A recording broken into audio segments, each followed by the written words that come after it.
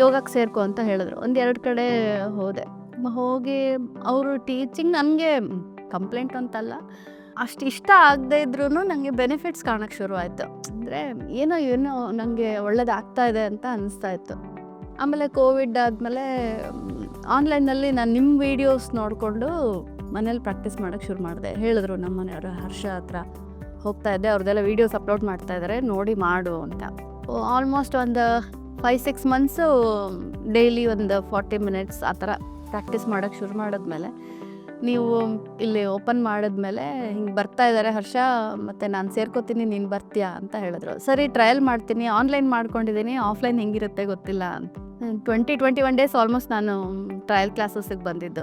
ಅದಾದಮೇಲೆ ನನಗೆ ಸಿಕ್ಕಾಪಟ್ಟೆ ಚೇಂಜಸ್ ನನ್ನಲ್ಲಿ ನನಗೆ ಗೊತ್ತಾಯಿತು. ಒಂದು ಪೇಷನ್ಸ್ ಅಂತ ಹೇಳ್ಬೋದು, ಅಥವಾ ಎಷ್ಟೇ ಹೊತ್ತು ನಿಂತು ಅಡುಗೆ ಮಾಡಿದ್ರು ಕಾಲು ನೋವು ಬರೋದು. ನನಗೆ ಫ್ಲ್ಯಾಟ್ ಫುಟ್ ಇರೋದ್ರಿಂದ ತುಂಬ ಸಮಸ್ಯೆ ಆಗೋದು, ನಿಂತ್ಕೊಂಡ್ರೆ ಜಾಸ್ತಿ ನಡೆಯೋಕ್ಕಾಗ್ತಾ ಇರಲಿಲ್ಲ.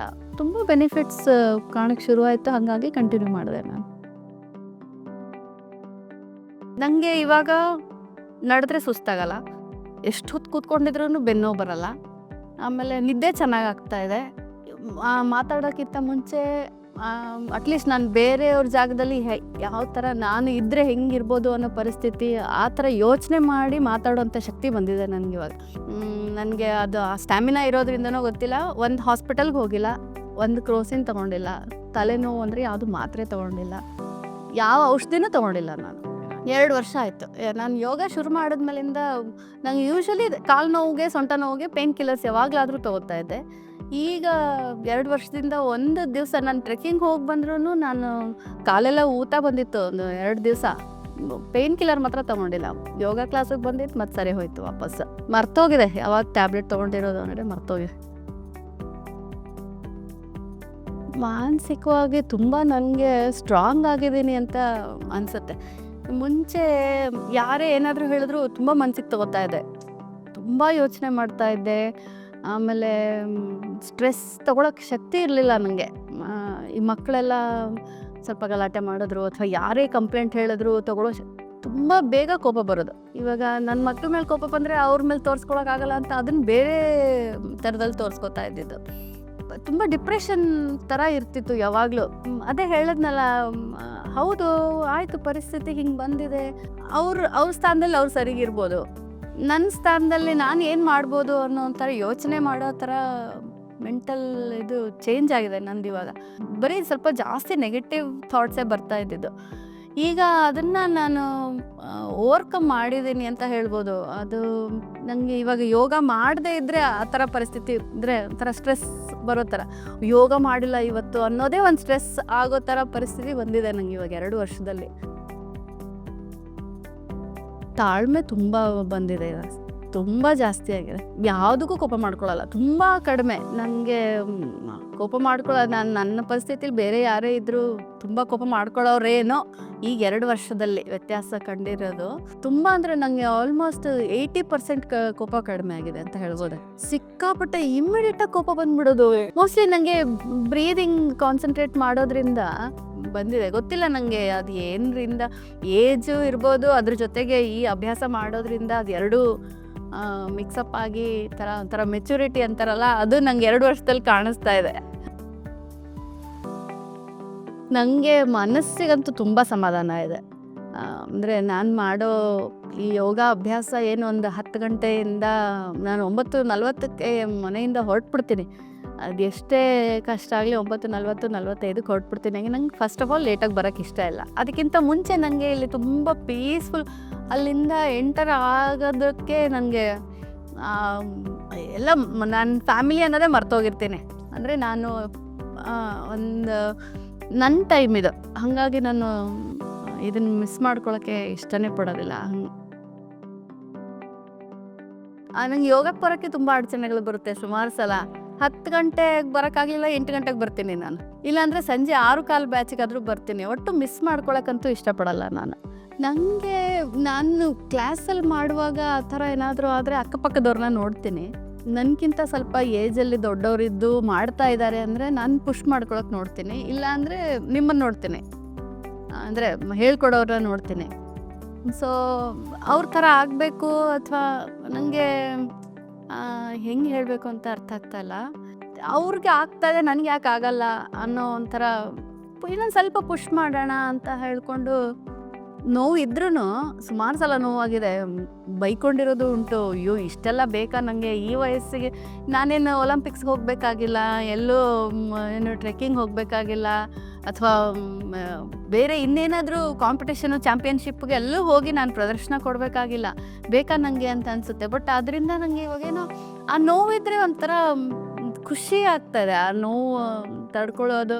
ನೆನ್ನೆ ಆ್ಯಕ್ಚುಲಿ ನಾವು 3 ನಿಮಿಷ ಪ್ಲ್ಯಾಂಕ್ ಹೋಲ್ಡ್ ಮಾಡಿದ್ವಿ. ಇದು ತುಂಬ ನೋವು ಬಂದಿತ್ತು, ಬಟ್ ಚೆನ್ನಾಗಿ ಅನಿಸ್ತಾ ಇದೆ. ಆ ನೋವು ಒಂಥರ ಇಷ್ಟ ಆಗುತ್ತೆ, ಯಾಕೆಂದರೆ ನನಗೋಸ್ಕರ ನಾನು ಮಾಡ್ಕೊಂಡಿರೋ ನೋವು ಅನ್ನೋ ಒಂಥರ ಖುಷಿಯಿಂದ ಅದು ಎಂಜಾಯ್ ಮಾಡ್ತೀನಿ ಅಂತ ಅನಿಸ್ತಾ ಇದೆ.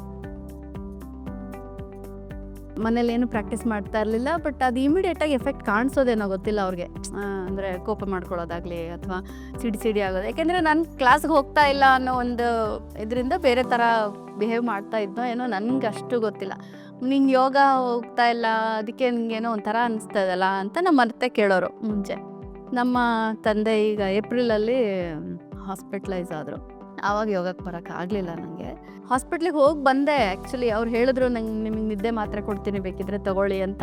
5 ಮಾತ್ರೆ ಕೊಟ್ಟರು ಕೂಡ ತೊಗೊಳ್ಳಿಲ್ಲ ನಾನು. ಇಲ್ಲ, ನಾನು ಧ್ಯಾನ ಮಾಡಿ ನಿಮ್ಮದು ವೀಡಿಯೋಸ್ ಎಲ್ಲ ಇದೆಯಲ್ಲ ಅದನ್ನೆಲ್ಲ ಮಾಡಿಕೊಟ್ಟು ಹೆಂಗೋ 2-2.5 ತಿಂಗಳು ಒದ್ದಾಡಿದ್ವಿ ನಾವು. ನಮ್ಮ ಅತ್ತೆ ಹೇಳಿದ್ರು, ನಮ್ಮ ಮಾವ ಹೇಳಿದ್ರು, ನನ್ನ ಮಗಳು ಹೇಳಕ್ಕೆ ಶುರು ಮಾಡಿದ್ಲು, ಇಲ್ಲಮ್ಮ you start doing yoga, you will be back ಅಂತ. ನಂಗೆ ಅದು ಗೊತ್ತಾಯಿತು. ಬಂದು 3 ಡೇಸ್ಗೆ ಐ ವಾಸ್ ನಾರ್ಮಲ್. ಚೆನ್ನಾಗಿ ನಿದ್ದೆ ಮಾಡ್ತಾಯಿದ್ದೆ, ಹಸು ಆಗ್ತಾಯಿತ್ತು. ಆಮೇಲೆ ಪರಿಸ್ಥಿತಿ ಅರ್ಥ ಮಾಡ್ಕೊಳಕ್ಕೆ ಶುರು ಮಾಡಿಕೊಂಡೆ ನಾನೇ. ಇವಾಗ ನಾರ್ಮಲ್ ಆಗಿದ್ದೀನಿ. ಬೇರೆಯವ್ರಿಗೆ ಧೈರ್ಯ ಹೇಳೋಂಥ ಒಂದು ಸ್ಥಾನದಲ್ಲಿ ಇದ್ದೀನಿ ಅಂತ ಅನಿಸುತ್ತೆ. ನನ್ನ ಫ್ರೆಂಡ್ಸು ಸುಮಾರು ಜನಕ್ಕೆ ಅನಿಸಿದೆ, ಇಲ್ಲ ನೀವು ಯೋಗಕ್ಕೆ ಹೋಗೋಕ್ಕೆ ಶುರು ಮಾಡಿದ್ಮೇಲೆ ಬೇರೆ ಥರನೇ ಇದ್ದೀರಾ, ಎಲ್ಲಿ ಹೋಗ್ತಾ ಇದ್ದೀರಾ ಅಂತ ಕೇಳಿದವ್ರು ಉಂಟು. ನನ್ನ ಫ್ರೆಂಡ್ಸ್ ಎಲ್ಲ ಆನ್ಲೈನ್, ಅಂದರೆ ಯಾರೂ ಬೆಂಗಳೂರಲ್ಲಿ ಇಲ್ಲ, ಸೊ ಅವರೆಲ್ಲ ಕೇಳಿದ್ದೆ ಆನ್ಲೈನ್ ಮಾಡ್ತಾರಾ ಅಂತ. ನಿಮ್ದಿನ್ನೂ ಅವಾಗ ಆನ್ಲೈನಲ್ಲಿ ಏನೋ ಅದೇ ಇರಲಿ, ಹಾಗಾಗಿ ಇಲ್ಲ, ನಿಮ್ಗೆ ಆಪ್ಷನ್ ಇಲ್ಲ, ಬೇರೆ ಯಾವುದಾದ್ರೂ ಯೋಗಕ್ಕೆ ಸೇರ್ಕೊಳ್ಳಿ ಅಂತಲೇ ಹೇಳಿರೋದು ನಾನು. ಯಾವುದಾದ್ರೂ ನಿಮ್ಗೆ ಬೇಕಾಗಿರೋದು ಆ ಥರ. ನನಗೆ ಟೀಚಿಂಗ್ ಮುಂಚೆಯಿಂದನೂ ಇಷ್ಟ. ಇವಾಗ ಅವಾಗ ಮಕ್ಕಳಿಗೆಲ್ಲ ಹೇಳ್ಕೊಡ್ಬೇಕು ಅನ್ನೋ ಆಸೆ ಇತ್ತು, ಬಟ್ ಇವಾಗ ಯೋಗ ಟೀಚರ್ ಆಗಬೇಕು ಅಂತ ಆಸೆ ಇದೆ. ನನಗೆ ಫ್ರಂಟ್ ಬೆಂಡಿಂಗ್ ತುಂಬ ಇಷ್ಟ, ಟ್ವಿಸ್ಟಿಂಗ್ ಇಷ್ಟ, ವೀರಭದ್ರಾಸನ ಎಲ್ಲ ಮಾಡ್ತೀವಲ್ಲ ಅದೆಲ್ಲ ತುಂಬ ಇಷ್ಟ. ನನಗೆ ಒಂದೇ ಬ್ಯಾಕ್ ಬೆಂಡಿಂಗ್ ತುಂಬ ಕಷ್ಟ, ಅದೊಂದು ಆಗ್ತಾ ಇಲ್ಲ ನನಗೆ. ಬಟ್ ತುಂಬ ಇಂಪ್ರೂವ್ಮೆಂಟ್ ಅಂತೂ ಇದೆ ಇವಾಗ, ಮುಂಚೆಕ್ಕಿಂತ ಇವಾಗ ಸುಮಾರೆಲ್ಲ ಹೋಗ್ತೀನಿ. ಅರ್ಧ ಚಕ್ರಾಸನ ಎಲ್ಲ ಮಾಡ್ತೀನಿ, ಅಂದರೆ ಊರ್ಧ್ವ ಧನುರಾಸನ ಎಲ್ಲ ಮಾಡ್ತೀನಿ. ಬಟ್ ಬ್ಯಾಕ್ ಬೆಂಡಿಂಗ್ ಒಂದು ಸ್ವಲ್ಪ ಕಷ್ಟ.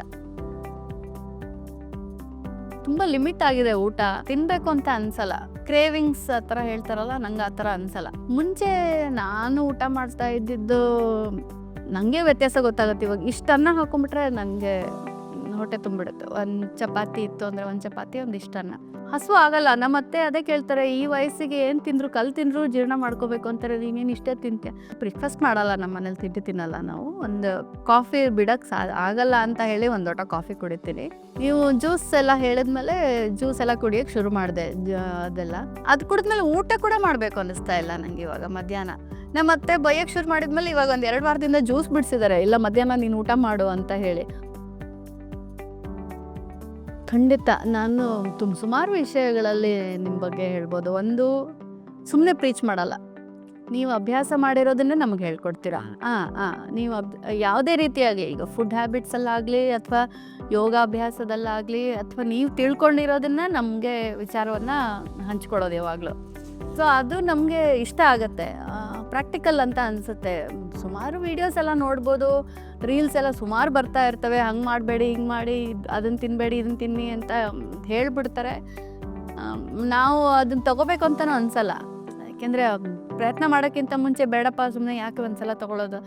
ನಮ್ಗೆ ಲೈವ್ ಎಕ್ಸಾಂಪಲ್ ನೀವು ಹೇಳುವಾಗ ಅದು ಅಂದರೆ ಅದನ್ನು ಅಳವಡಿಸ್ಕೊಳ್ಳೋದಕ್ಕೆ ತುಂಬ ಈಸಿ ಆಗ್ತಾಯಿದೆ ನಮಗೆ. ನಿಮಗೆ ಅವಾಗ ಒಂದು 2 ವೀಕ್ಸ್ ಲಾಸ್ಟ್ ಡಿಸೆಂಬರಲ್ಲಿ ಹುಷಾರಿರಲಿಲ್ಲ, ಅವಾಗ 2 ವಾರ ರಜೆ ಕೊಟ್ಟಿದ್ರಿ. ಅದಾದಮೇಲೆ ಸ್ವಲ್ಪ ರಿಕವರಿ ಸ್ವಲ್ಪ ಸ್ಲೋ ಆಯಿತು ನಿಮ್ಗೆ ಹುಷಾರಿಲ್ಲದೆ ಇರುವಾಗ.